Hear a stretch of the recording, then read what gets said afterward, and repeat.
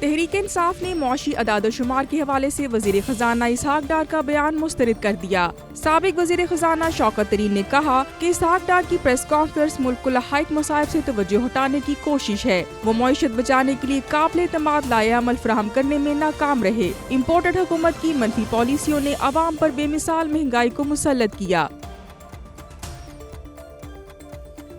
پاکستان میں مہنگائی کی شرح بلند ترین سطح پر پہنچ گئی۔ اس معاشی تباہی کے بعد عوامی رد عمل نہ آنے پر حیرت ہے۔ فواد چودھری کا ٹویٹ، بولے اگر ملک میں کسی قیادت کے بغیر احتجاج شروع ہو گئے تو اس انتشار کو کون روکے گا؟ عوام حیران کن صبر کا مظاہرہ کر رہے ہیں۔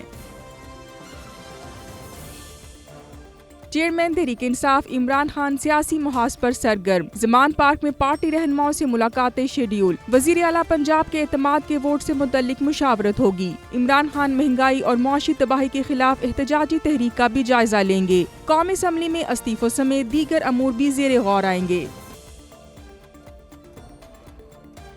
فن گداگری میں موجودہ حکومت کا کوئی مقابلہ نہیں کر سکتا۔ شیخ رشید کا ٹویٹ، پاکستان کی سیاست میں 100 دن اہم ہیں۔ اسمبلیوں کی تحلیل یا استعفوں کا فیصلہ عمران خان کا ہوگا۔ الیکشن ہر قیمت پر ہوں گے۔ غریب ایڑیاں رگڑ رہا ہے۔ 77 وزراء موج میلہ کر رہے ہیں۔ اپنے ڈالر لانے کی بجائے یہ ڈار کو لے آئے۔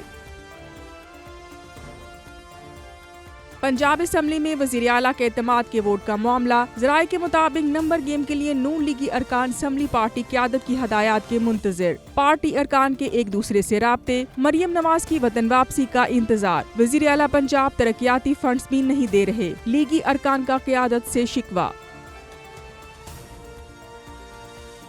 پی ٹی آئی رہنما اسد عمر کا کہنا ہے، زر مبادلہ کے ذخائر خطرناک حد تک گر چکے ہیں اور ملک دیوالیہ ہونے کے دہانے پر کھڑا ہے۔ یہاں سیاسی مخالفین پر دباؤ ڈالنے کے لیے بندے اٹھائے جا رہے ہیں، کوئی حال نہیں ملک چلانے والوں کا۔ رہنما تحریک انصاف زلفی بخاری کو نیب میں طلبی کا نوٹس جاری۔ زلفی بخاری کو القادر یونیورسٹی کے معاملے پر نوٹس جاری کیا گیا۔ نیب راولپنڈی نے زلفی بخاری کو 9 جنوری دن 11 بجے طلب کر لیا۔ ملک بھر میں کمر توڑ مہنگائی، غریب کے لیے 2 وقت کی روٹی کا حصول بھی مشکل۔ چکی کا آٹا مزید 10 روپے مہنگا، قیمت 160 روپے فی کلو ہو گئی۔ اوپن مارکیٹ میں گندم تاریخ کی بلند ترین سطح پر پہنچ گئی، فی من 5150 روپے تک فروخت ہونے لگی۔ سستے آٹے کے لیے عوام کی لمبی قطاریں، گھنٹوں انتظار کی کوف سے گزرنے کے بعد کئی خالی ہاتھ لوٹنے پر مجبور۔ شہریوں کا پارہ ہائی، حکمرانوں سے صورتحال بہتر کرنے کی اپیل۔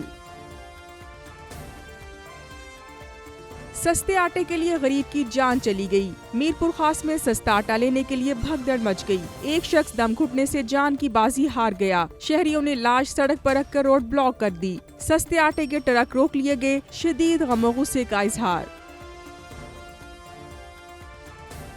سبزیاں، دالیں، پھل، مرغی کا گوشت سب مہنگائی کے طوفان کی زد میں۔ مرغی کے گوشت کی قیمت 620 روپے فی کلو تک پہنچ گئی۔ فی درجن انڈوں کے نرخ 295 روپے مقرر۔ سبزیوں میں ادرک اور لہسن 350، پیاز 210 روپے فی کلو میں بکنے لگا۔ پھل بھی عام آدمی کی پہنچ سے باہر۔ انار 370، سیب کے دام 250 روپے کلو ہو گئے۔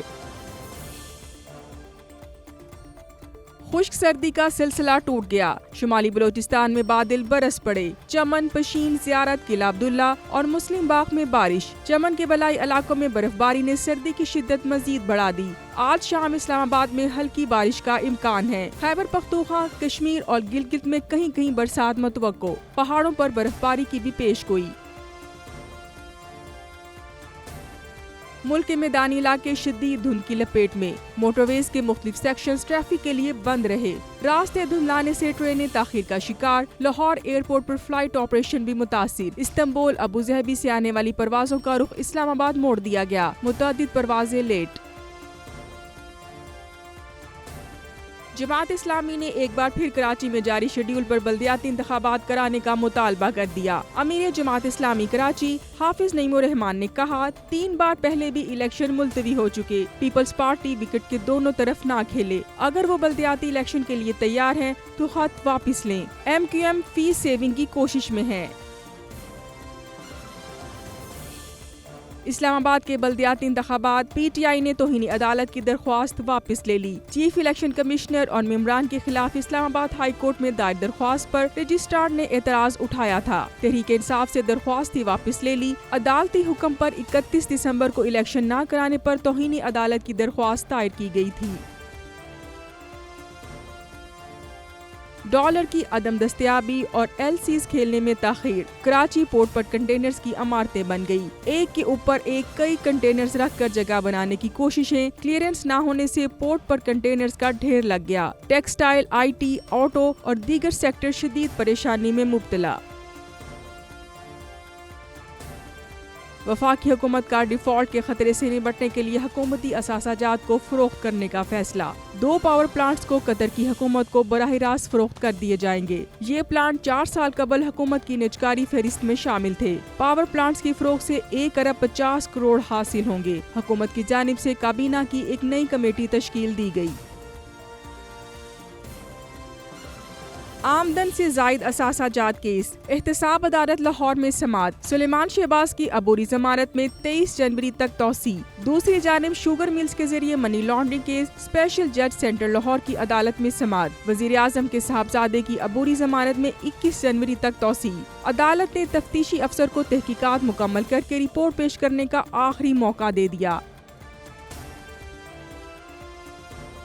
گردن توڑ بخار کی وجہ سے رحیم یار خان میں 12 افراد لقمہ اجل بن گئے۔ وزیر اعلیٰ پنجاب کا نوٹس، سیکرٹری ہیلتھ اور کمشنر بہاولپور سے رپورٹ طلب۔ عالمی ادارہ صحت کی 5 رکنی ٹیم کا متاثرہ علاقے کا دورہ۔ محکمہ صحت نے بیماری کا پھیلاؤ روکنے کے لیے میڈیکل کیمپ قائم کر دیا۔ 7 جنوری 2022 ملکہ حصار میں قیامت صغریٰ برپا۔ 23 افراد برفانی طوفان کی نظر۔ ثانیہ مری کو 1 سال بیت گیا۔ برف میں پھنسی گاڑیوں میں ہیٹر لگانے سے زیادہ اموات ہوئیں۔ نااہلی پر کمشنر، ڈپٹی کمشنر، سی پی او، سی ٹی او کو معطل کیا گیا۔ 1 سال گزرنے کے بعد بھی سیاحوں کو مری میں درپیش مسائل جوں کے توں۔ کیلیفورنیا کو طوفانی بارشوں کے ایک اور حملے کا سامنا۔ سان فرانسسکو اور جنوبی اوریگون بھی موسلادھار بارشوں کی زد میں آ گئے۔ کیلیفورنیا کے شمالی حصے میں سیلاب اور لینڈ سلائیڈنگ سے راستے بند۔ ادھر سعودی عرب کے مختلف علاقوں میں بھی بارشوں سے سیلابی صورتحال۔ گھروں میں محصور افراد کو کشتیوں کی مدد سے ریسکیو کیا گیا۔ ریپبلک رہنما کیون مک کارتھی امریکی ایوان نمائندگان کے اسپیکر منتخب۔ مک کارتھی نے 212 کے مقابلے میں 216 ووٹ حاصل کیے۔ ایوان نمائندگان کے اسپیکر کا انتخاب 15 مرحلوں میں مکمل ہوا۔ امریکی صدر کی مبارکباد۔ ٹینس اسٹار ثانیہ مرزا کا ریٹائرمنٹ کا اعلان۔ ثانیہ مرزا نے کہا کہ آئندہ ماہ دبئی میں ٹینس چیمپئن شپ کیریئر کا آخری ایونٹ ہوگا۔ وہ WTA فائنلز کے بعد اختتام کرنا چاہتی تھی۔ انجری کی وجہ سے US اوپن سمیت تمام ایونٹ سے دستبردار ہونا پڑا۔